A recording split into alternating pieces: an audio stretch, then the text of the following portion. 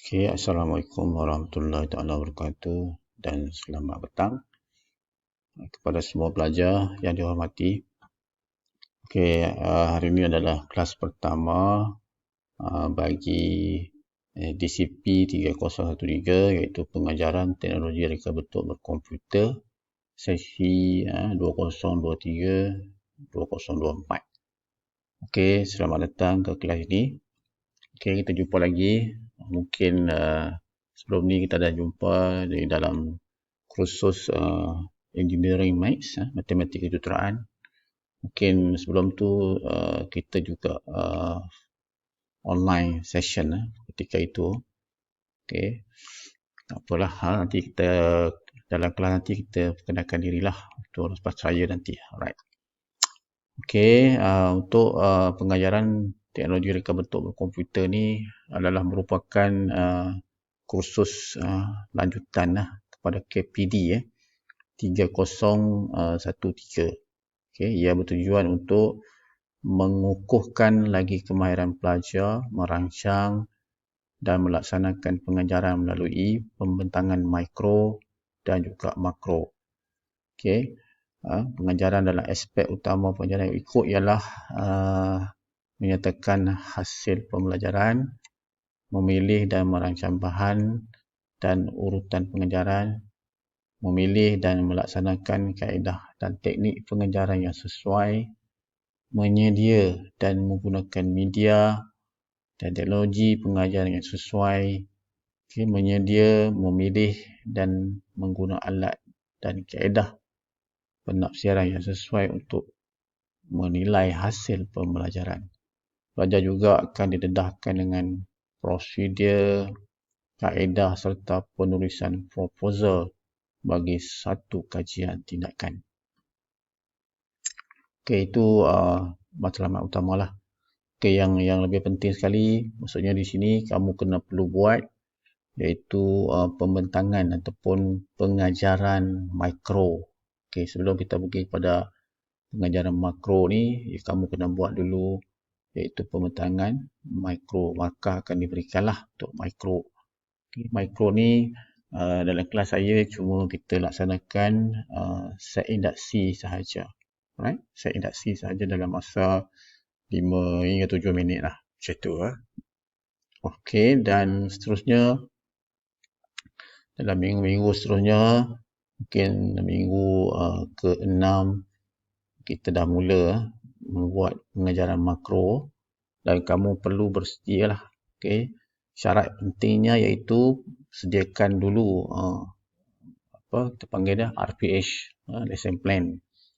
Kita akan bincangkan nanti apakah topik-topik ataupun sub-sub yang perlu kamu buat pengajaran nanti. Boleh pilih dalam subjek. Kita fokus kepada RBT untuk tingkatan 2 lah. Okay. Lebih kepada pengajaran teknologi reka bentuk ni, komputer. Alright. Okey, seterusnya nama staf akademik saya ialah Profesor Madya DTS Dr. Abu Bakar Ibrahim. Okey. Kita tengok jadi syarat dia siapa yang ambil kursus ni kena lulus dalam KPD 3016 lah. Alright. KPD 3016. Okey, ini adalah CLO. Jadi CLO saya rasa tak perlu saya jelaskan lah. Boleh tengok nanti sendiri.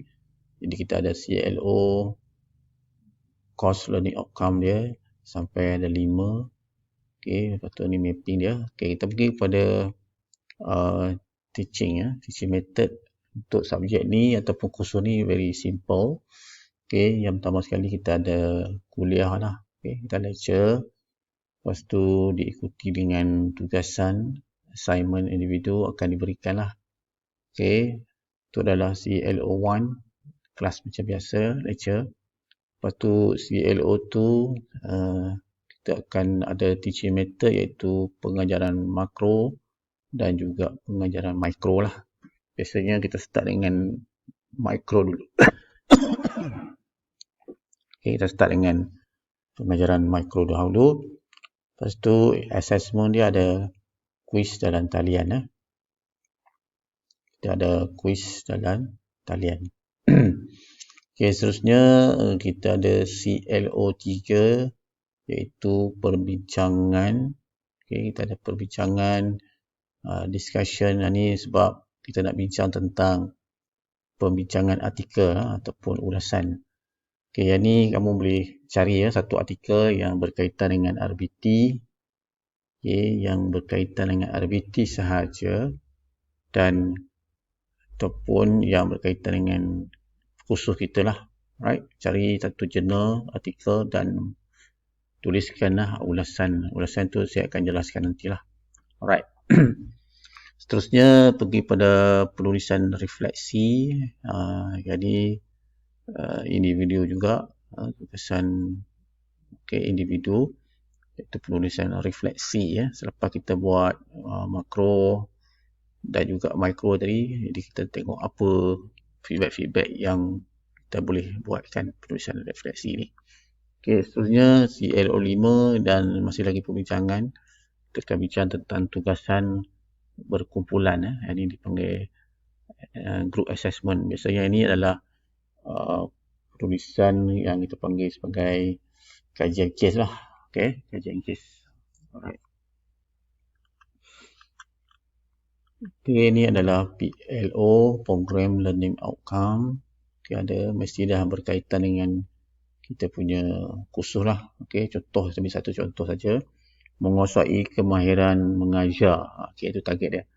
Program ni menguasai kemahiran mengajar teknologi reka bentuk berkomputer secara kreatif dan inovatif yang mampu meningkatkan pencapaian pelajar kepada potensi tinggi. Ini target program, bukan kursus ni. Ini program itu. Program Learning Outcome. Jadi kamu kena, especially untuk kursus ni banyak membantulah untuk PLO2 ni. Jadi kamu kena betul-betul lah. Hari sekali ni saya akan tengok betul-betul pengajaran kamu. Siapa tak cukup masa buat presentation, maka mungkin akan ditolak dan sebagainya. Kalau tidak berkesan, semua tu bergantung pada saya lah. Okay, akan lihat kesungguhan pelajar lah untuk membuat pengajaran makro nanti. Okay, pengajaran makro tu adalah sebagai penentu lah untuk mendapatkan grade yang baik. Alright. Okay, sebenarnya kita pergi kepada kita punya content online. Okay, minggu pertama ni semua saya bagi berkenaan dengan performa sahajalah. Okay, dan penguraian tugasan kepada pelajar pengajaran mikro dan juga makro. Okay, dan penulisan RPH lah. Alright. Itu adalah minggu pertama lah. Minggu ni lah. Okay. Iaitu Introduction of Proforma, Assignment Detail, Introduction of Micro Teaching and Macro Teaching. Right, itu untuk this week. Okay, yang tu seterusnya kemahiran pengajaran mikro, itu jenis-jenis pengajaran mikro. Jadi kita akan lihat juga slide berkaitan dengan jenis-jenis pengajaran mikro untuk sesi mikro pengajaran, right? Dan itu melibatkan minggu 2 dan 3 lah, alright. Minggu yang keempat dan 5 ni kita berbalik kepada face to face lah. Kita akan jumpa di kelas. Cuma minggu pertama, minggu 2 dan minggu 3 sahaja secara online, alright. Dan kita akan dedahkan tentang penulisan refleksi, penulisan refleksi ataupun reflection writing guide. Jadi macam mana nak buat penulisan refleksi ni. Jadi kita akan tengok pada minggu yang keempat hingga minggu yang kelima lah. Okay, bergantung pada perubahan lah. Alright. Seterusnya kita akan bincangkan juga tentang kajian tindakan ataupun action research. Okay, kajian tindakan dalam pendidikan, prosedur dan juga proses kajian tindakan, dan seterusnya penulisan cadangan kajian tindakan. Kajian tindakan ni kalau kamu pergi institut pengajian institut perguruan, IPG banyak dia orang buat tentang kajian tindakan. Jadi kamu boleh rujuklah di mana-mana IPG cuba masuk site dia orang dan lihat contoh-contoh kajian tindakan. Dia orang kadang-kadang buat conference ataupun conference dan sebagainya lah, kajian tentang ni, iaitu membentangkan kajian tindakan masing-masing lah. Alright. Okay, seterusnya pengajaran makro. Jadi pengajaran makro ni kalau ikut tu minggu 8 14 lah, ni mungkin lebih kepada bergantung pada jumlah pelajar lah. Jadi kalau jumlah pelajar tu 15 orang, okay, kita bahagikan satu minggu di 3 orang buat pengajaran. Jadi kita tengoklah berapa minggu yang perlu. Mungkin akan bermula lebih awal lah untuk pengajaran mikro. Okay, iaitu merancang dan melaksanakan plan pengajaran yang menggabung jalinkan combine pengetahuan, isi kandungan, kaedah, teknologi dan pentafsiran. Okay, yang seterusnya iaitu kajian pengajaran makro dan juga maklum balas untuk penambahbaikan. Alright. Itu di antara tujuan ataupun konten bagi pengajaran makro lah. Kamu kena buat RPH, plan betul-betul, diikuti dengan bahan dia, bahan batu mengajar. Okay, kena ada lah. Kita akan lihat kesungguhan kamu lah dalam membuat pembentangan ataupun buat pengajaran ini. Okay, kita akan buat rekod. Kalau kita di kelas biasa, kalau di dalam bilik micro teaching, okey lah. Kalau bilik biasa, kita rekod menggunakan kita punya handphone kita lah. Alright. Itu habislah berkenaan dengan pengajaran mikro kita lah, minggu sampai minggu 14. Jadi mungkin kita akan start minggu ke-6 tu sampai habis, kita terus buat pengajaran makro lah. Okay, sebab untuk seorang lebih kurang 40 minit ataupun 30 hingga 40 minit. Jadi kalau 3 orang dah 120 minit lah. Right. Untuk satu hari. Okay. Untuk continue assessment, kamu boleh lihat di sini. Yang pertama sekali quiz. Quiz kali ni ada quiz, iaitu 25%. Okay, diikuti dengan perbincangan artikel 15%. Tugasan individu kita ada 20%.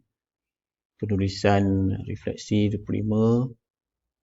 Okay, dan tugasan berkumpulan lah kita ada 15% lagi. Alright. Ini yang kamu kena ambil perhatian lah, tugasan-tugasan ni. Jangan sampai saya minta tugasan lah. Memang tak semesta memang ada yang lambat dan sebagainya. Saya suka hantar awal sedikit lah. Jangan sampai deadline, dia punya tarikh tamat kan. Jadi bila saya minta tu akan mempengaruhi juga.